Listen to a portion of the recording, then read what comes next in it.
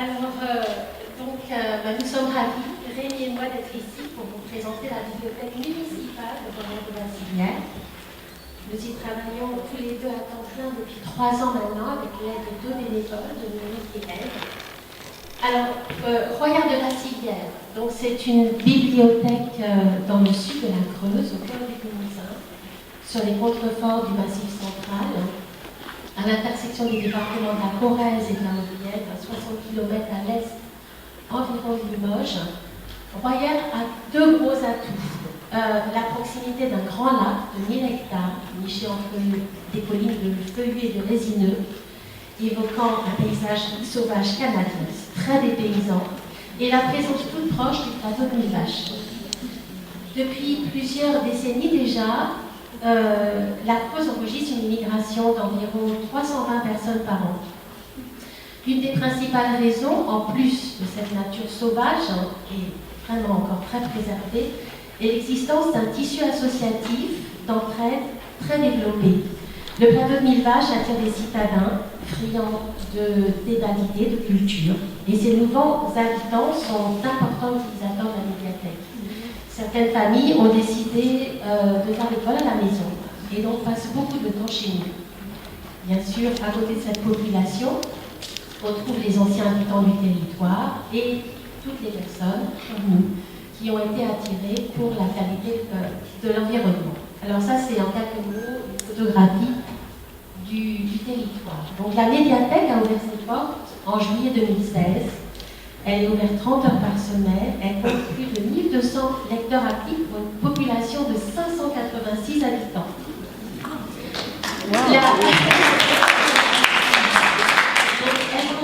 Je recommande, donc 1200 lecteurs actifs pour 586 habitants.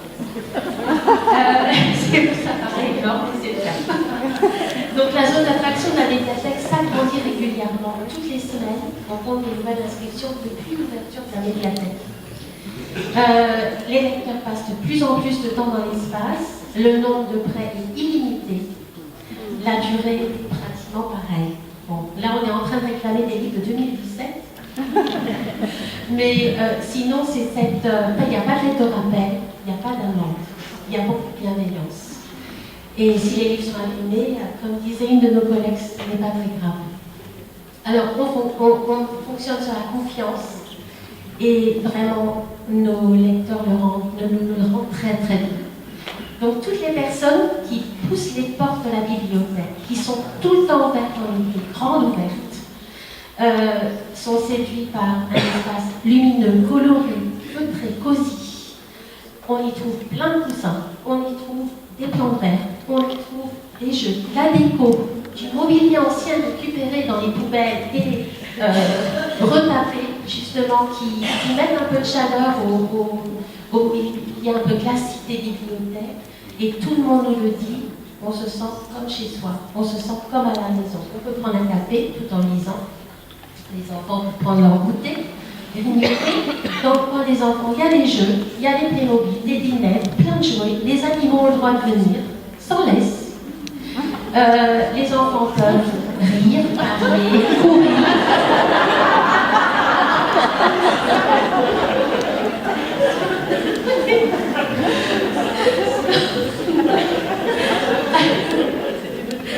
Je sais plus, je me souviens. Et en fait, vraiment, on laisse énormément les gens peuvent s'installer partout. Il n'y a pas d'espace privatif. Si quelqu'un veut monter tout en haut par l'étage de la médiathèque, s'y installer, il n'y a aucun problème. Et les gens se mettent à côté de nous à la banque de prêt pour faire des recherches documentaires. Et s'il n'y a plus de poste informatique de livres, on cède notre place. Et on fait autre chose, on range les livres. Alors, on est heureux toujours en fait, vraiment, toutes les personnes qui rentrent à la médiathèque ont le sourire jusqu'aux oreilles. Et les enfants courent, s'éparpillent partout, ne veulent plus partir d'ailleurs. Et vraiment, on a le sentiment, on essaie de la rendre la plus accueillante possible, et même, on a l'impression que la bibliothèque nous échappe et qu'elle devient bienveillante elle-même aussi. Alors, pour nous, le contact humain, c'est le centre de notre métier et de toutes nos préoccupations. Et chaque personne qui entre fait l'objet d'une attention particulière, d'une écoute attentive. Et nous levons, nous allons accueillir chaque personne qui rentre, ce qui surprend beaucoup les Parisiens, pourtant nous le sommes. Et vraiment, nous allons au-devant de chaque personne et nous les accompagnons s'ils ont envie. Alors, de plus en plus, Rémi va développer. Nos adhérents nous proposent des animations, des ateliers qu'ils prennent en charge eux-mêmes. Et vraiment, nous insistons vraiment depuis le début, c'est le vivre ensemble, c'est important. Mais je voulais juste dire une dernière chose qui pour moi est essentielle, parce que je voudrais remercier tous ceux qui nous ont soutenus et qui nous soutiennent. C'est Viviane Olivier et toute son équipe de la Bibliothèque départementale de Trèves-Arcole.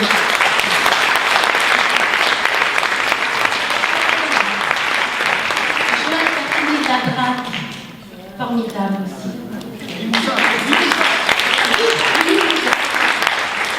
Béatrice Baudouin, notre architecte, qui a su transformer cet ancien centre de secours en médiathèque très lumineuse. Jacques Faure, ici présent, qui est élu à la culture, et Michel Bacchus. Et Rémi, mon collègue, sans qui c'est pas possible, et nos deux bénévoles même et venus.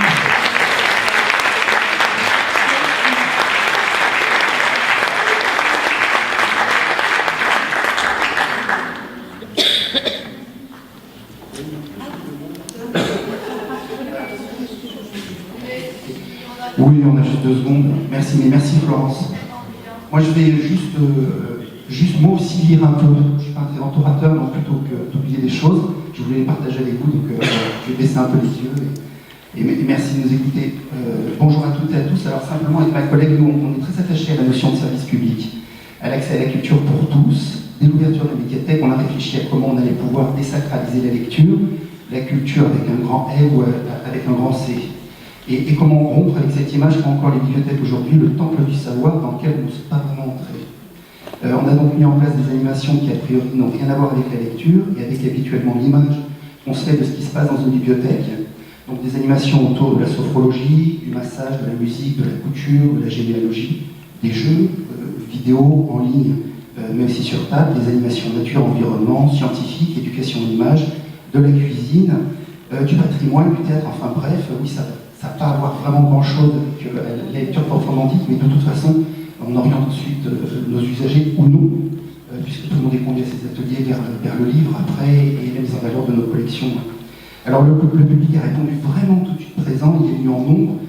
Comme les thématiques de nos animations étaient variées et pouvaient concerner tous les publics, de tous les âges et de tous les milieux, on a créé une émulsion, il nous semble, de l'intérêt, on a favorisé les rencontres et les échanges, on a créé du lien autant entre les usagers qu'entre les partenaires qui ne se connaissaient pas vraiment, en fait, même sur ce petit territoire. Alors, avec Nathalie, puis les deux bénévoles qui nous soutiennent, on a plein d'idées, mais on ne perd jamais de vue que c'est pour le public qu'on travaille, que notre médiathèque est leur, pas la nôtre, que c'est leur espace et leur patrimoine. Alors du coup, pour évoluer, on a eu l'idée d'associer le public à nos projets, et cette fois, dès leur conception, d'y associer la population. J'attends le pire. Qui associe la population dans toute sa diversité, le but étant d'aller vers l'animation participative, voire autogérée. Alors je coordonne, mais tu mets en place, tu animes, tu t'empares de l'idée, tu la transformes et tu la fais tienne. Ça aussi, ça a beaucoup marché et ça a fait écho auprès de la population. Et même ça a tellement bien marché qu'aujourd'hui, pour beaucoup des animations, on est des guides seulement, des traits d'union, plus que des faiseurs ou des animateurs.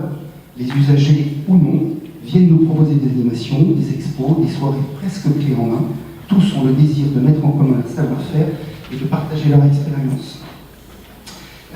Alors par exemple, visite une caserne de pompiers, suivre le Vendée Globe et inviter Isabelle Autissier, écrire et réaliser un film de cinéma, construire des ruches, faire un cerf-volant, et en faire un cerf-volant et pratiquer, parler anglais, espagnol, allemand, aménager une caravane libre, faire un potager, organiser une veillée poésie, organiser une soirée hypnose, voyance et magnétisme, suivre Thomas Pesquet en direct dans l'espace, rencontrer Éric Orsena.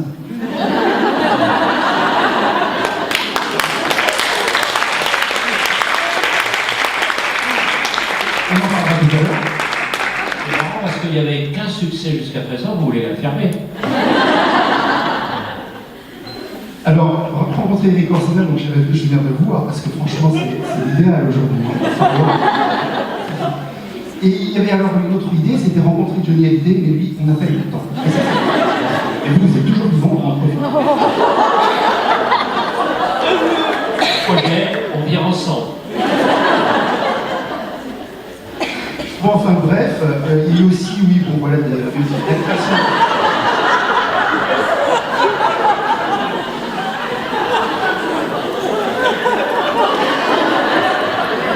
Merci. Du coup, oui, la création aussi, c'est important d'une association autour de l'aide aux migrants. La création d'un espace sieste. Et en fait, franchement, il y a autant de propositions d'animation que de personnes différentes, et des animations en fait, qui rassemblent. Donc nous, on s'appuie beaucoup là-dessus. En fait, je crois que chacun a ainsi l'impression que tout est possible à la médiathèque, tout est faisable, envisageable. L'espace n'appartient pas à une élite, mais à tous, les partager. Je viens de finir. Il est utilisé, utile, vivant, animé par eux. C'est leur lieu, un lieu de vie où ils se sentent comme dans un cocon, comme chez eux, et forcément, on prend soin de sa maison. Alors malgré cela, on a constaté que beaucoup de personnes encore ne fréquentaient pas les lieux et qui ne voyaient pas l'utilité des médiathèques et de la culture en général. Alors on a eu l'idée d'aller vers eux, plutôt que de les attendre ou de faire des pieds et des mains pour les faire venir, on a fait beaucoup plus simple. On leur a proposé de venir chez eux, de faire des animations dans leur salon, leur jardin, leur grange, à leur charge de nous accueillir et de trouver le public, amis, voisins, familles, autour d'un repas partagé. Les animations sont des formes courtes de spectacles de musique, des soirées cinéma, lecture à domicile, avec toujours, quand c'est possible, la rencontre avec l'artiste. L'Or les Murs nous a permis d'étendre notre réseau, bien sûr, mais surtout de tisser des liens avec des personnes très éloignées de la lecture, de les inviter dans les murs ensuite. La plupart aujourd'hui fréquentent la médiathèque, mais comme vous le savez, c'est un travail de fourmi. Alors en fait, simplement pour finir, mettre le public au centre de nos enjeux culturels et de nos missions, le faire devenir auteur et acteur nous a permis de rendre l'outil culturel qu'est la médiathèque lisible et visible par tous, de lui donner une légitimité, d'en faire comprendre l'utilité et l'importance, et de la faire vivre de façon durable sans on l'espère. En fait, pour finir, on a vraiment avec ma collègue et les bénévoles qui nous aident, on a vraiment à cœur avec ma collègue de, surtout en fait par les temps qui courent, de rendre indispensable la culture, j'allais dire un peu comme un bon McDo, les rencontres, les partages, de créer du lien, de faire comprendre à chacun que c'est en réfléchissant, en rêvant, en se donnant la main, en étant curieux, en lisant, qu'ensemble on construira un monde meilleur, ouvert, solidaire et plus humain.